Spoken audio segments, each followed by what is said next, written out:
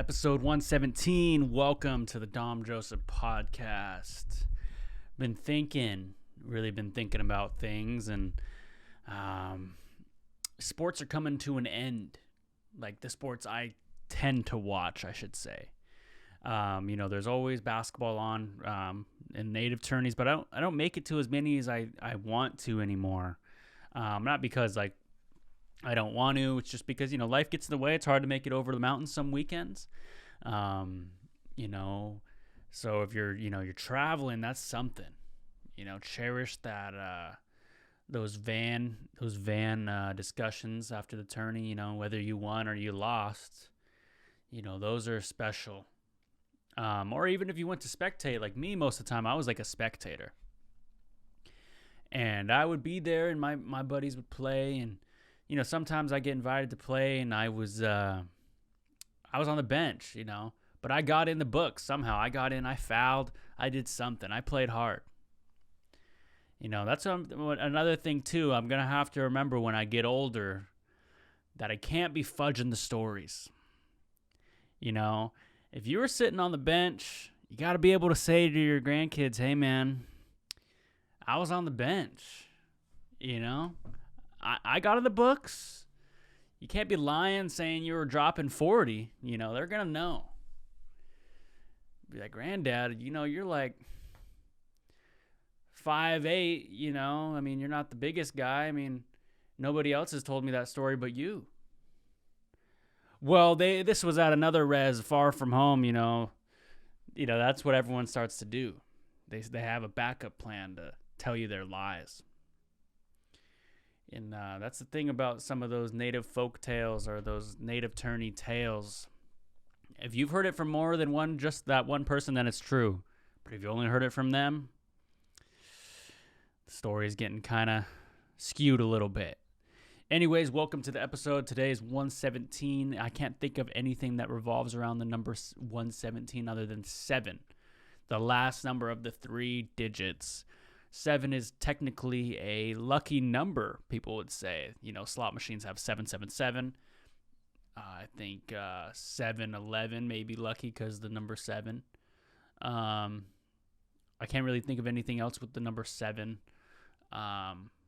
Actually, in the movie Benchwarmers, there's a guy, the butler robot guy's name is number 7. So he's also, I think of him when I think of number 7 as well. But I've been thinking like the number 7 today because it kind of reminds me of gambling. And here's the thing. I'm not really the biggest gambler. I don't really do the slots. I don't really do that. But I do the raffles like I've told you guys before. And I do like the fantasy football buy-ins and the playoff buy-ins. So I guess technically I would be a gambler, but not like hardcore, I guess. And I was thinking, with basketball and football, basketball has about one series left, which is Boston and the Warriors.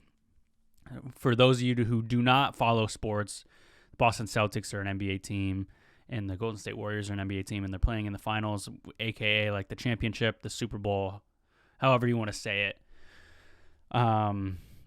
So basketball is about to be coming to an end, and baseball is going to be like the thing that goes on in the summer, as well as WNBA and stuff like that. No Summer Olympics this year, I don't think. It happens every like 4 years or something like that. And then COVID threw the whole calendar off, so I don't really know anymore.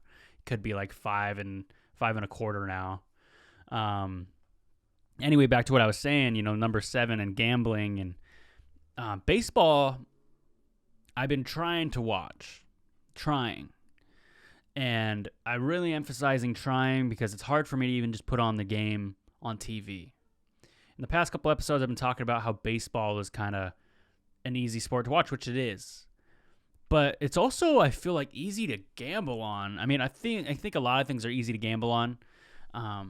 But when the same effect like slot machines and casinos and poker tables and chips and free drinks, I feel like betting on sports has that same appeal because it's like in my eyes, it's like, wow, look at all these teams that are playing. Look at all the cool colors.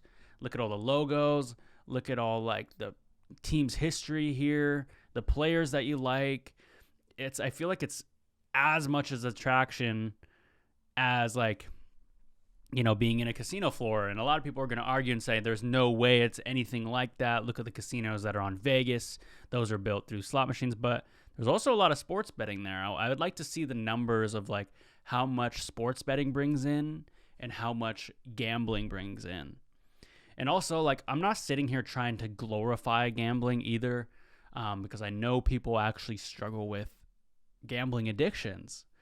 And if you need resources for that, I'm sure you could look up like Gambling Anonymous or gambling. I know people struggle with that, and but sometimes I could see why. I've actually tried to do a couple parlays, and they don't go through. And it's like you watch it as a fan, and then you watch it as a gambler. And then you watch it as a gambler and a fan. It's like there's 3 levels, I feel like. And I'm not saying I can't get excited for a game. Like when the Baltimore Ravens play, Seattle Seahawks, the Mariners. When they play, I'm into it. But, you add like I bet $20 onto that, it's even different. And if I'm a fan of the team, I remember when I was like 17, my cousin was getting married in Vegas. And he asked if we wanted to go gamble, and we couldn't because we weren't of age. And he said, well, he's like, if you give me $50, I'll go bet it under my name and I can give you $10 or something like that. Like, or I'll just take $10, or I don't remember what the deal was, but I was like, oh, sounds like good. So I put, $50. I gave him $50 to go bet. So it wasn't illegal. And, he went and bet and I lost. So I'm just thinking how many times that happens. I put $50 on the Ravens to beat the Cowboys, and for some reason they lost, and I was pretty upset. But yeah, wouldn't that be kind of cool to know the numbers? And maybe we'll never be able to learn the numbers because that's their business. But I would definitely. That's interesting to me. So I'm trying to stay away from the dark arts of gambling, man. There's a lot of. I could feel the creep arms coming in, the dark spirit arms trying to bring me into the gambling side. And, you got to stand strong. And I think about that sometimes, to combat the dark arts is something that people think about. Sometimes the dark arts gets the best of you. And it happens. But something is wrong with my back, dude. Man, woman, kid, beast. I was at the gym and I did my chest routine. And I could think of like 2 things. Like I was benching, and then like on the right side, it kind of came down faster on my right side, and now my upper back hurts. And then I also did this new machine for like skull crushers, and it just didn't. I don't know, something about it just didn't really. I think I might have tweaked something, so I've been out of the gym for a couple days now, and I definitely think I should. Hold on, I'm trying to grab a drink of water here. I definitely think I should stretch a little more. I mean, I did stretch before I started, though. Don't get me wrong. I've been trying to be good about stretching. I used to never think stretching was for me, but man, it is. Stretching is for everyone. Maybe you're not a yoga guy. Maybe you don't want to go into yoga because you're scared about, ripping ass in front of everyone at 7 a.m. Or maybe you're not that flexible.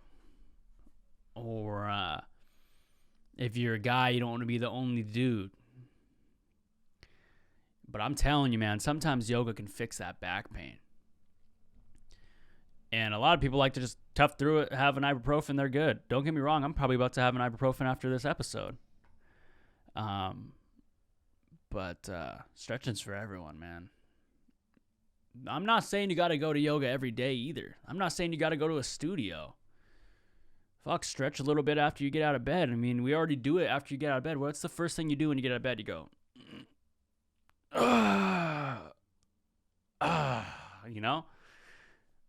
I mean, at least I do. I mean, when I wake up in the morning, this is what I think. I get up, go to the bathroom, or I open my eyes, I stretch a little bit, like in the bed, and then I get up, go to the bathroom, because I always got to go to the bathroom in the morning.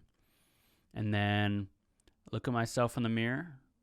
Sometimes if I'm really tired, I go back to bed. Sometimes if I'm not, I start my day. But yeah, my routine's pretty simple. That's the Dom routine. A lot of people, want to be like, what's the millionaire routine? What's the podcast routine like? My routine's getting up, going to the bathroom, maybe starting my day. If not, sleeping again. Get up, make some breakfast. And then, I go to the gym later in the day. And then that's it. That's kind of it. That's the magic behind it, I guess. What else do I do? Not much, talk to friends, I played a little Xbox. I played some Warzone, got a dub. It's just important. I almost put it on my story, but I didn't. I kind of regret that a little bit, but I'll get another dub. I can post that again. School's coming to an end, so more things are going to come on in summer. Summertime is the time where people make money, man. There's a lot of money that cycles through the summertime. Wintertime, you're kind of buying new coats. You're, maybe going to make some chili. Late fall, you're kind of thinking about spring, and spring, at least here, never comes really. We just get an extended winter. That groundhog comes out, doesn't want to look at a shadow. He doesn't like to look back at it. And that's the groundhog's problem. If he doesn't want to look at the shadow and, give us a long winter, that's okay, but if he could ever understand English, I would appreciate it if, he would once in a while. Because some people have long winters, man. And, they want some sunlight, and this groundhog is being almost kind of selfish, I think. So, if, that groundhog can hear me, I think it would be kind of cool if if he dug into his heart a little bit and looked back at the shadow. I think that's how it goes. If he looks back at the shadow, then it's spring, and if he doesn't, I don't really know, but whatever it is, I would hope he would make winter end earlier. But I kind of like winter. I kind of like it when it gets dark early. When it gets dark early at like 3 o'clock, something about it. I kind of liked going to class at, I go to class at 6 o'clock p.m. and then end at 9:50. Yeah. You guys are thinking your hour classes are rough. Imagine being in there for 4 hours. I'm not trying to out-complain anyone either, but it's rough. But we get some breaks. And winter's kind of cool. So I don't really know what I'm talking about there. But I can tell you, I be scrolling on TikTok like it's good for me.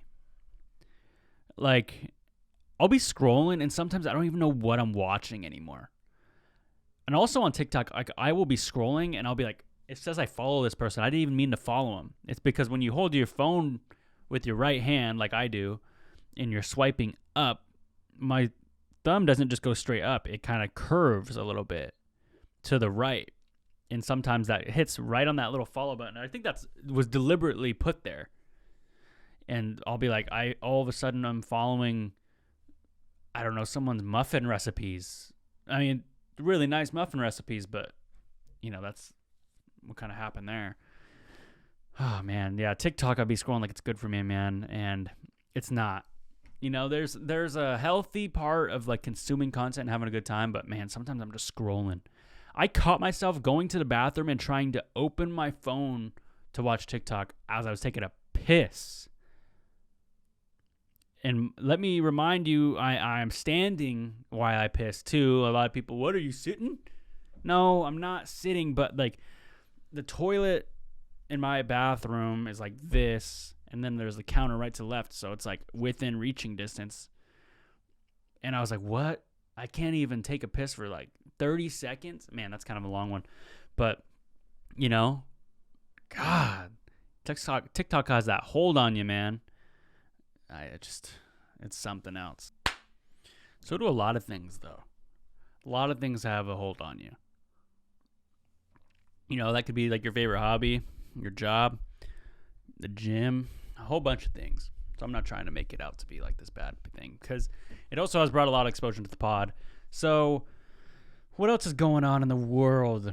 So I pulled up 4 articles I want to talk to you guys about, and they're all kind of different. And let's start with the technology one. So this one comes from the New York Times /section/technology, article about, let's see here. Oh, wow. It won't let me read it because I don't buy it. Oh, my God. Okay. So we'll just talk about the headline then. New York Times, I should have known that you have to pay for this. Elon Musk to workers, spend 40 hours in the office or else. In emails to workers at SpaceX at Tesla, Mr. Musk said that they were required to spend a minimum of 40 hours a week in the office. Wow. What do you guys think of that? 40 hours in the office, as a full-time worker, some people would be like, oh, that's no problem. We've already been used to this.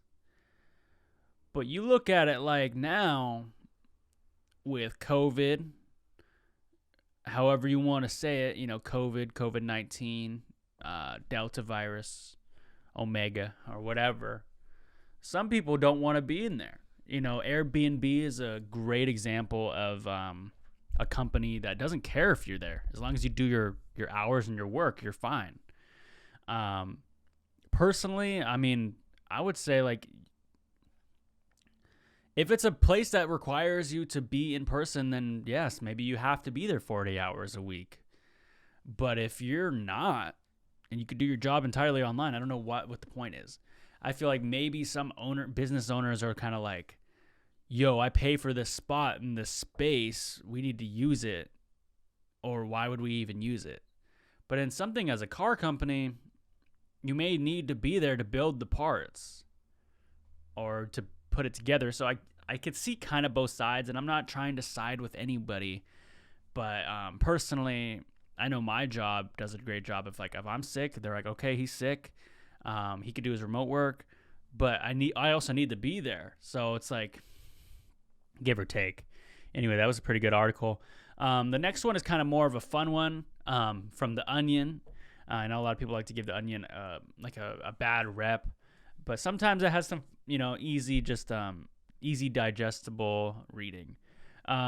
So the article name is The Most Dangerous Parts of Attending a Music Festival. So this is for all the people out there who basically like to go to concerts. I don't go to concerts a whole bunch, but I know a lot of people do. So number 1 is be careful of the endless crowd surfing, which, people are holding you up in a crowd. They could be putting their hands on your back, giving you a massage, or, maybe putting their finger in your ear, like a wet willy, massaging your feet, and it's kind of ticklish. That's what kind of happens in the crowd surfing. So be careful up there. Your dehydration, make sure to drink some water at those concerts this summer. The heat and the water, they go good together. Being overcharged for drugs. Yes, I guess you could be overcharged for drugs at most concerts, and be careful out there. What's another one? Heart-to-heart conversations at 3 a.m. Okay, so most dangerous parts of attending a music festival. Number 5, I guess, is a heart-to-heart conversation at 3 a.m.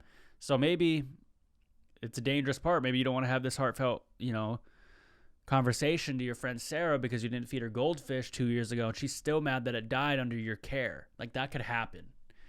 So most dangerous parts of attending a music festival. That's number 5. This is already kind of like going downhill. Number 6, going back to work in finance afterward. Number 6, going back to your job after being around 40,000 people. Okay, that's kind of how you afforded to get there, but number 6, okay, wow. Number 7, realizing how old you are. Oh, man. Number 7 is realizing how old you are as one of the most dangerous parts of attending a music festival. Not getting trampled, not getting jumped. But number 7 is realizing how old you are. Okay, let's go to number 8. Coming down from the drugs. That's I feel like that would actually be a problem. Number 9, being murdered for VIP wristband. That is also a problem. I agree with this problem. Number 10, someone recording you being racist. Well, you shouldn't be being racist in general. So, yes, someone can be recording you at any time at these festivals. Yes. But I don't think that should be a problem if you're not racist. Standing. Also, another dangerous part about being at a music festival. I love this. There's 19 of them, by the way. Why not just round it up to 1? That's the thing with these lists on BuzzFeed or The Onion or whatever. It's like top 19 things about blah, blah, blah. It's like just round it down to 15 or 20, like the speed limit signs, or 10. It just shows me like you didn't really put much effort into it if it's 19. If you couldn't think about one more and they're like, okay. Anyway, number 12 is getting strangled by Harry Belafonte, which I don't know what that means. Could totally be a story I've never heard of, but I'm guessing stay away from Harry Belafonte. Let's look who that is. Harry Belafonte, American singer. Did he choke someone? Let's see. I'm about to look this up. Has Harry Belafonte choked somebody? I hope this isn't bad. I'm not supporting this, by the way. I don't really know. His publicist may have got him out of that. I don't see anything on here about it. Maybe it's like a song reference. Anyway, stay away from Harry Belafonte, I guess. If he's still alive. I don't even know if he's still alive. So please. Okay, I guess I should look this up. Harry Belafonte. He is. Yes, he still is alive. He is 95 years old. So I don't see myself getting strangled by a 95-year-old, but it could happen. You never know. 13, wolves. Be careful for wolves at attending music festivals. What's another one? Being hunted for sport by celebrities. Don't really get that. 15, the bone breaker. 16, the dance floor is a hot fajita plate. While it may smell good, the honest truth is you're roasted alive in a delicious blend of Mexican herb and spices. That doesn't sound right. That sounds kind of like I don't think you could say that. Laced pyrotechnics. Yes, be careful of the fire from the pyrotechnics. If people don't know what that is, it's like the fire from the stage. Boredom. Most dangerous parts of attending a music festival is boredom at 18. And then 19 is some guy starting shit with you. Hey, what the fuck, dude? That's pretty funny. Anyway, that's from The Onion. The next one I got is from Frontify. I don't know really what that is, but it's the best logos of all time. So I'm going to go through and we're going to, is blank the best logo of all time? I'll say yes or no. Nike, best logo of all time. It's not. Apple, no. FedEx, no. Coca-Cola, oh man. I think Coca-Cola is a better logo than Apple and FedEx. I think Nike's up there, actually. Anyway, Under Armour, Jaguar, Levi's. Man, this was a weak list. But anyways, think of that. What is your favorite logo and why? If you guys have a favorite logo, call it into the hotline and let me know what it is. 425-320-3641. Again, tell me what your favorite logo is. Why is it your favorite logo? Do you have a lot of things that have that logo and why? 425-320-3641. And lastly, let's end it off with a little bit of Indian country today. Indigenous hockey player stars in international finals. Defenseman Zach Whitecloud gave the Canadian team a boost in face-off in Finland. Attaway. It looked like it was all over for Team Canada at the International Ice Hockey Federation Championship in Helsinki, Finland, until Indigenous hockey player Zach Whitecloud gave them one chance for gold. This is by Miles Mauricio, Indian Country Today. I'm sorry, I'm just going to say Miles M. Was just published May 31st, 2022, so yesterday. Wow. Congrats, man. We're cheering for you. Not much of a hockey guy, but I need to go check it out. But anyways, today's been a great day. Think about the things that are going on in life. Make a dream catcher, make eggs a different way. A lot of people make eggs the same way every time. What about if you tried a different way? I used to always fry my eggs all the time. I used to always fry them.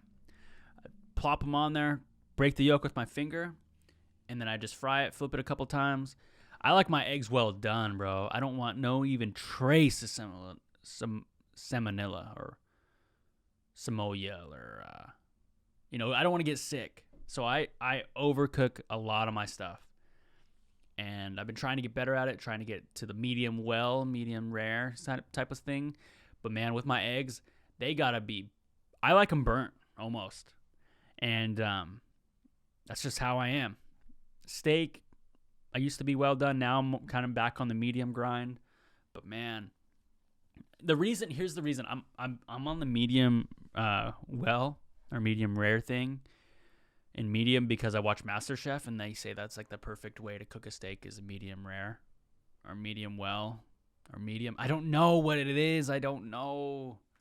I know medium rare means it's like more red, medium well. So I'm going to say medium well. And, but I even feel like it's medium rare. I feel like I always hear Gordon Ramsay say medium rare. Anyway, yeah, I always cook my eggs hardcore. Like, burnt. Eggs and bacon, man. I always save my bacon for last on the plate, too, by the way. Sometimes if there's a little syrup on the side, scoop that bacon in that syrup a little bit. Make it maple bacon, That's why, maple bars and bacon, I think, go together. I think that's what started that. But anyway, sometimes I'll take that bacon and swoop that syrup on there, that last bite.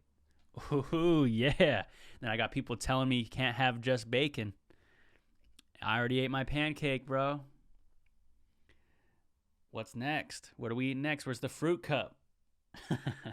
Fruit cups at breakfast is top tier, man. Anyways, thank you guys so much for being here today. Thank you, women. Thank you, child. Thank you, beast. Thank you, spirits. Thank you, creator. Thank you, the leather on my dream catcher over here and the cedar on my masks, the feathers of the birds. I'm just joking. Anyway, I'll see you guys next week. Hoi.